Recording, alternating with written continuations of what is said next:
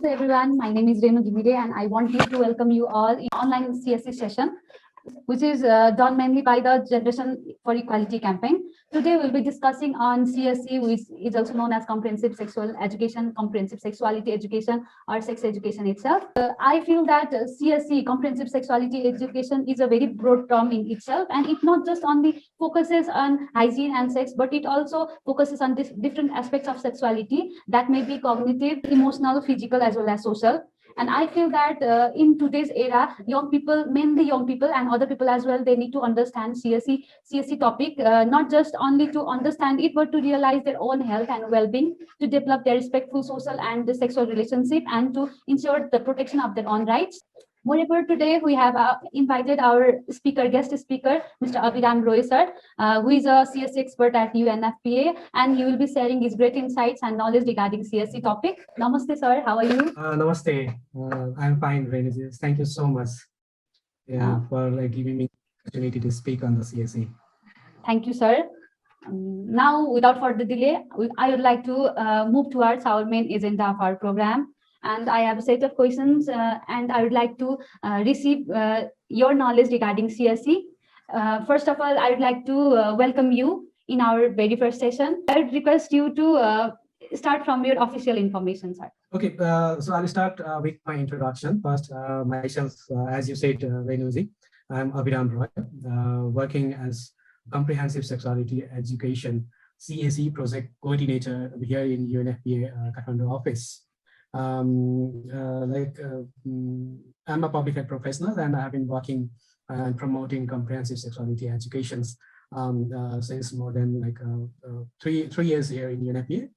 And the main responsibility of mine as working as a CSE project coordinator is to provide technical assistance to the relevant ministries on integrating CSE in various policies, programs, plans at national and sub-national level, and also ensures that there is quality delivery of CSE in schools, particularly in the community schools, where there is a great learning, teaching and learning practices is there in terms of when there is learning of sexuality education among the adolescents, young people, so that we also support in developing the capacity of teachers and other government stakeholders, and also we engage with the youth-led organizations to support them, mobilize and promote CSE at a different level or at the community level. Now I'd like to move towards our questions, set of questions. CSE, that is Comprehensive Sexual Education, started in Nepal since 1992. But the situation of CSE is improving, but the situation is not quite. I think I cannot say it the condition is not so good. So could you please elaborate the situation of CSE in school and out of the school in the context of Nepal, sir?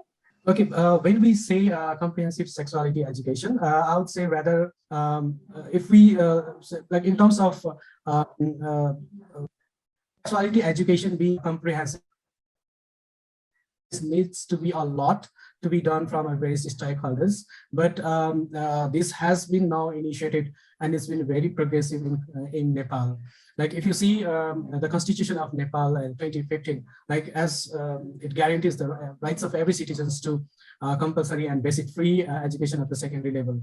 And if you also see there is a national education policy 2019, and then Nepal National Education Framework 2030 that aligns with the Sustainable Development Goal framework. So it ensures that there is inclusive, equitable access to quality education for all Nepali citizens.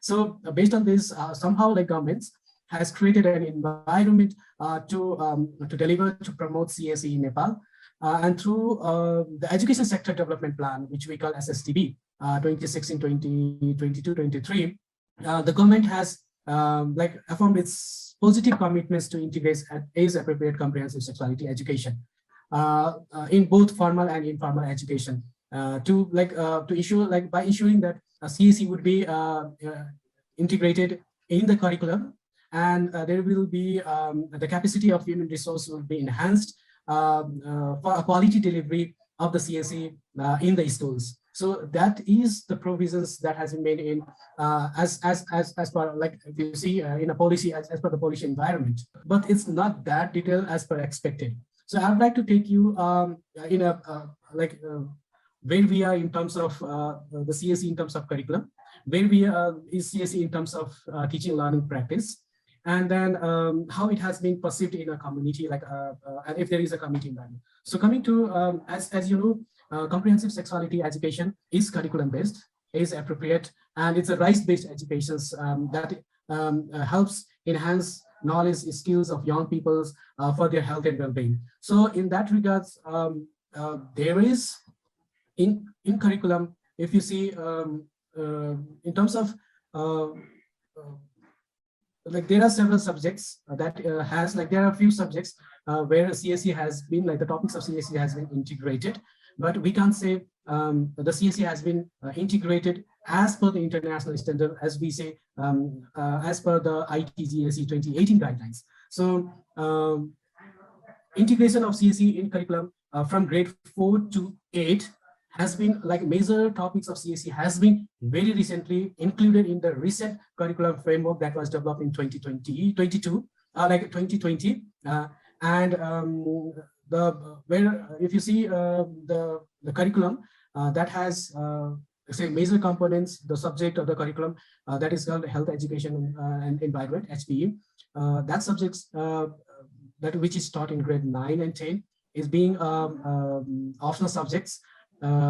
It somehow is like, you know, like pushing the teaching learning practice somehow backwards, as it's not a compulsory subject because it's an optional subject. Yeah. So in terms of FEC in overall in a curriculum, there is a major components of CSE has been integrated. There is a teaching learning practice, but if you see in terms of human resource, there lacks the human resource actually. There's gaps in teaching. There is gaps in teachers who teaches this health educations or the different components of comprehensive sexuality education. So in context to comprehensive sexuality education, as a teacher, is still progressing and there's a lot to do. Coming to teaching learning in the schools, where UNFPA is implementing its projects, we are making sure that the teachers has based on the policy of teaching CSE is their whole knowledge. No teachers. It has been in our project areas or where we work. The teaching learning practice is happening, and we are further trying to discuss, but it has not been moved throughout the country in a general. There is still lots to do to develop that skills. Now moving to the out of school, if you see the out of schools CSE is a very limited activities or the interventions that has been done.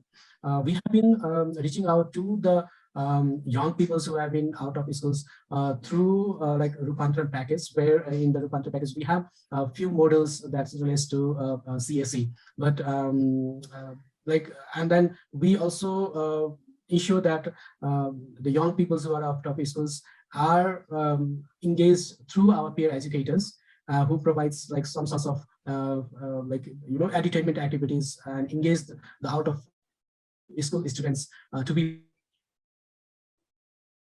part of comprehensive, make aware on the comprehensive, on the various topics of comprehensive sexuality education.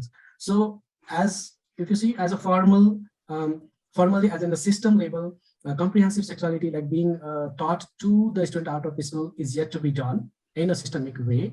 But through the projects, like as we do, we roll out a Rupantran package for out of school students. We mobilize peer educators to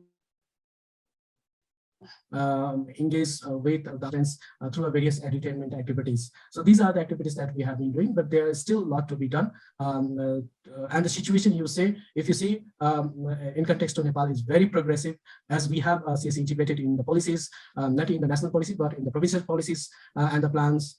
Even in the municipal policies, education, the local education policies, local plans, they have integrated CSE. They have allocated resources to promote CSE at local level. So this is somehow the situation of implementation of CSE is Nepal, but still lots of efforts are required. Thank you, Renaji. Thank you, sir. So you mentioned about the Rupantaran package. हजुरले चाहिँ यसलाई अलि further describe गरिदिन सक्नुहुन्छ and what does it covers हुन्छ नि रूपान्तरण package भित्र चाहिँ के पर्छ भन्ने कुरा चाहिँ. It's a social and financial skill package. The whole package is named as and in Nepali we call it Rupantaran. It's a social and financial skill package that has 16 modules. There are different modules related to, on citizenship, on sexual and reproductive health, and other models, like there is models for the facilitators, and the models that also engage and mobilize parents, including students out of the school. So this is a sort of a package that has been adopted by the government as well, and it's being rolled out by the various stakeholders, development partners, including UNFPA, UNICEF, and other civil society organizations implementing this Rupantar package, particularly for the students who are out of schools, the adolescent girls who was forced to leave the school because of the early marriage and early pregnancies, so to help them empower and understand, improve their knowledge, skills, and education. Like Sir said, that the situation of CSE is progressive in Nepal. There are national plans, policies, and strategies made for making the situation better, and still there is a lot to be done. And I feel we all need to do something. हुन्छ नि हाम्रो ठाउँबाट चाहिँ हामीले के गर्न सकिन्छ चाहिँ हामीले गर्नुपर्छ जस्तो लाग्छ.